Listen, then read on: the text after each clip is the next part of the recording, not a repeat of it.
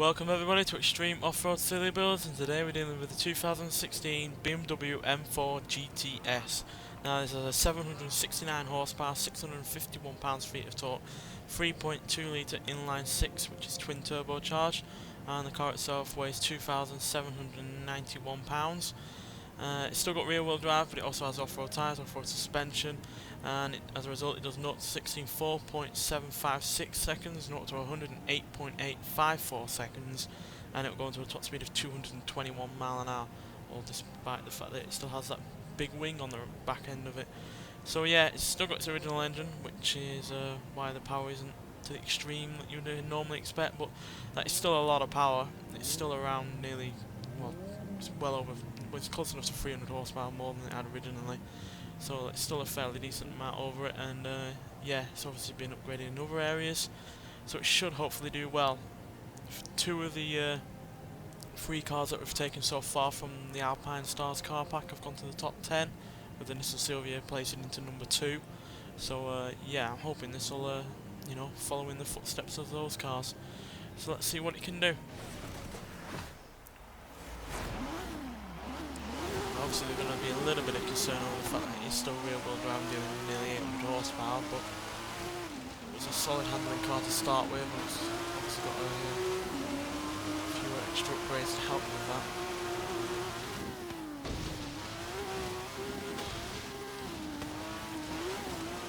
At the end of the day, it is a track car, a legal track car anyway, and obviously isn't the kind of thing that you'd normally take on these kind of courses.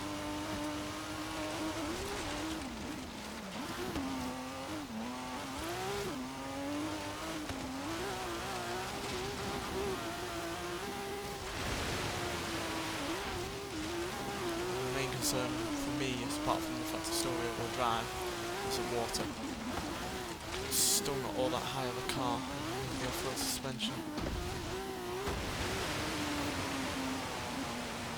Yeah, really struggling there. Barely doing 50. It's quite poor. Let's have to see if it can make up for it in the other areas. Well, if we don't miss a checkpoint, that is.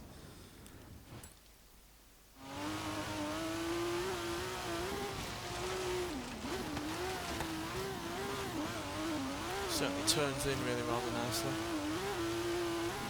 Just seems to be handling the bumps and the jumps alright.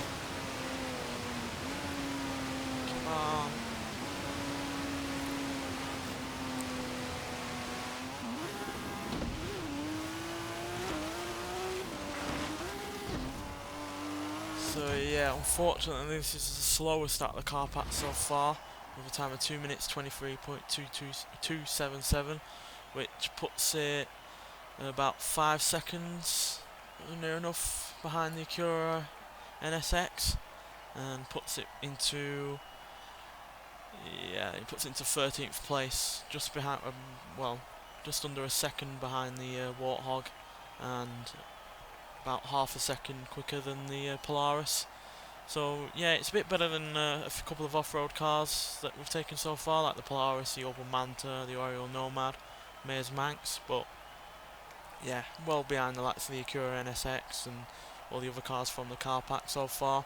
And I think that's purely down to the fact that, yeah, it's rear wheel drive, and it's pretty low slung, and it's pretty modern. Because obviously the Acura was pretty low slung as well, and that's a modern car, but it also has all-wheel drive and it had way more power than this, so it was able to push through the water a lot more effectively.